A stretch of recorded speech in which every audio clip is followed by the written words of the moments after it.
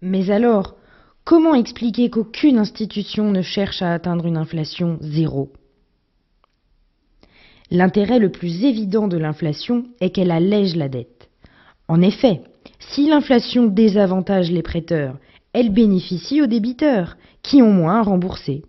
Pour eux, l'inflation est une véritable tentation. Il y a un élément très important dans cette inflation, et notamment si on observe l'évolution de très longues périodes de la monnaie, on s'aperçoit que la monnaie se dévalue constamment, à des vitesses extrêmement variables, mais depuis des siècles et des siècles.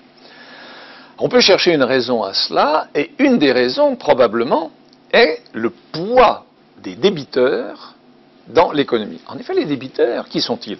Ce sont quand même principalement les entreprises, ce sont les gens qui produisent, ce sont les gens qui prennent les initiatives économiques. Et donc, il est quelque part assez normal de voir que ces agents pèsent, ou ont pesé longtemps, dans le sens d'une dévaluation de l'unité monétaire. Alors, pourquoi? Eh bien, évidemment, parce que si vous empruntez 100 € aujourd'hui et que vous la rendiez dans 10 ans, s'il n'y a pas d'inflation, vous rendez toujours la même valeur. S'il y a de l'inflation, eh bien, vous rendez une valeur réelle bien moindre.